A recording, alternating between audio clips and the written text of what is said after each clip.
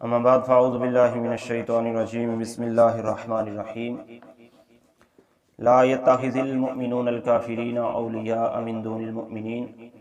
ومن يفعل ذلك فليس من الله في شيء الا ان تتقوا منهم تقات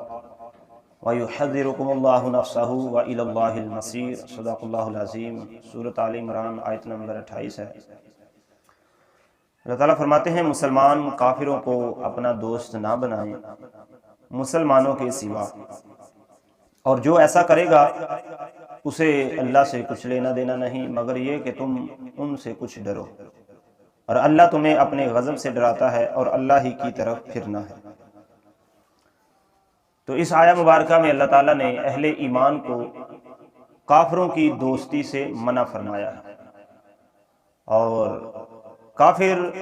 چاہے وہ یہودی ہو یا عیسائی ہو یا کوئی بھی غیر مذہب ہو، اس سے دوستی کرنا اللہ کے اس قرآن کی آیت کے خلاف جانا ہے، اور کبھی بھی کافر کسی بھی مسلمان کا دوست نہیں ہو سکتا۔ اگر کوئی کافر مسلمان سے دوستی کرتا ہے تو وہ اپنے مفاد کے لیے، تو اس لیے اللہ تعالیٰ نے مسلمانوں کو یہ تنبیہ فرمائی ہے کہ تم کسی بھی کافر سے دوستی نہ کرو سوائے مسلمانوں کے، یعنی اگر کسی کو دوست بنانا ہے تو اپنے مسلمان بھائی کو اپنا دوست بناؤ۔ اس آیت کا شان نزول یہ ہے کہ غزوہ احزاب کے موقع پر یہ آیت مبارکہ نازل ہوئی جب حضرت عبادہ بن صامت آپ نے عرض کی تھی کہ 500 یہودی میرے دوست اور حلیف ہیں، اگر حکم ہو تو ان سے اس جہاد میں مدد لی جائے۔ تو اس وقت یہ آیت مبارکہ نازل ہوئی، تو دوستی کرنا تو ان سے اللہ اور اس کے رسول صلی اللہ علیہ وسلم نے منع فرمایا ہے،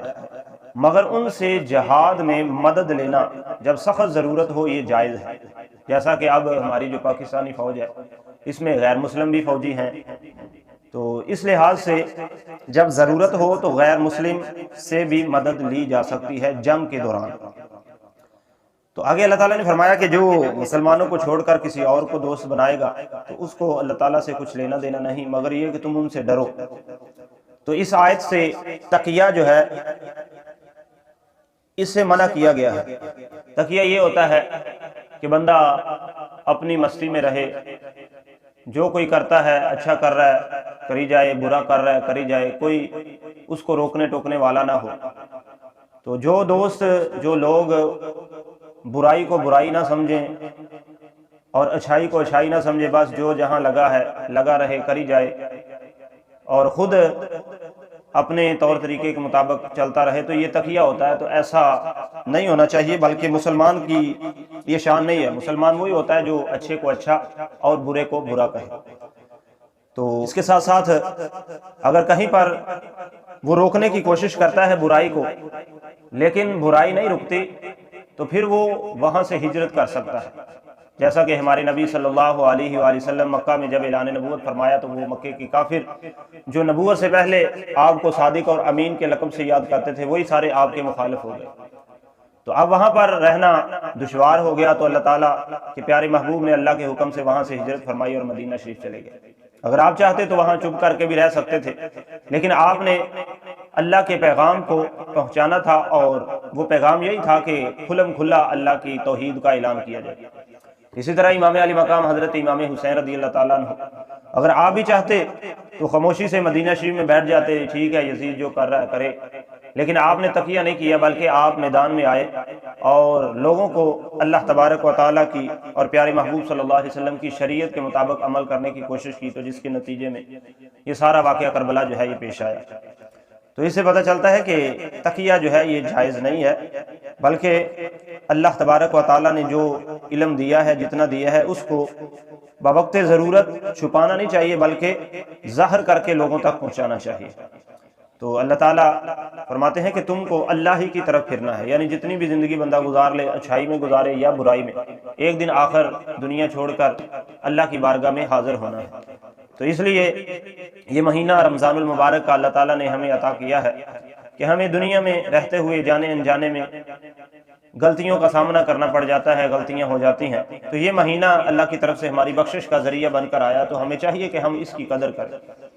اور رمضان کے روزے بھی رکھیں اور نماز تراویح بھی ادا کریں، کیونکہ اللہ کے پیارے محبوب صلی اللہ علیہ وسلم نے خود بھی نماز تراویح ادا فرمائی ہے اور اس کو پسند بھی فرمایا ہے۔ چنانچہ حضور اکرم صلی اللہ علیہ وسلم کا فرمان علی شان ہے کہ جو ایمان اور طلب ثواب کی نیت سے رمضان کا روزہ رکھے اور رات کو قیام کرے تو اس کے پچھلے سارے گناہ معاف کر دیے جائیں گے۔ اور پھر سرکار دو عالم صلی اللہ علیہ وسلم نے اس وجہ سے ترک فرما دی، آپ نے صرف 3 دن نماز تراویح جو ہے وہ ادا فرمائی ہے، وہ اس وجہ سے پھر آپ نے ادا نہیں فرمائی کہ کہیں میری وجہ سے میری امت پر یہی نماز تراویح کی جو 20 رکعت ہیں یہ فرض نہ ہو جائے، کیونکہ اگر فرض ہو جاتی تو ہم رمضان میں نہیں پڑھتے تو پورا سال کیسے پڑھتے؟ تو اس لیے اللہ کے پیارے محبوب نے ہم پر اپنی رحمت کرتے ہوئے بعد میں ترک فرما دی، تو پھر یہ صرف رمضان تک محدود ہے، رمضان کے علاوہ وہی عشاء کی جو عام نماز رکھتے ہیں وہی رہ گئی۔ تو جب حضور صلی اللہ علیہ وآلہ وسلم نے اس کو ترک فرما دیا تو صحابہ کرام چونکہ ہر سرکار کے عمل کو اپنانے کی کوشش کرتے تھے، تو صحابہ کرام رضی اللہ تعالیٰ عنہم نے نماز تراویح جو ہے وہ ادا کرنا شروع کر دی۔ حضرت ابوبکر صدیق رضی اللہ تعالیٰ عنہ کے بھی زمانے میں اسی طرح ادا کرتے رہے، اکیلے اکیلے، کوئی 2 کہیں پر کھڑے، 4 کہیں پر کھڑے۔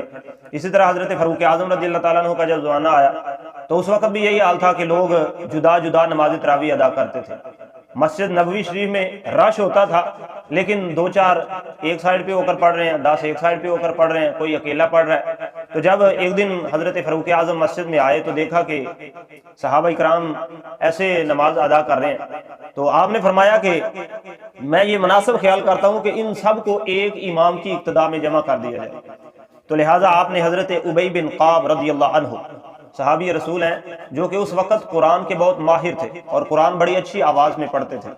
تو آپ نے ان کی اقتداء میں سب کو جمع کیا اور فرمایا کہ آج کے بعد یہ آگے کھڑے ہو کر قرآن سنایا کریں گے نماز تراویح میں، اور باقی سارے جو ہیں وہ پیچھے کھڑے ہو کر سنا کریں گے، اور اس طرح نماز تراویح با جماعت ادا کرنی شروع ہو گئی۔ تو جب فاروق اعظم دوسرے دن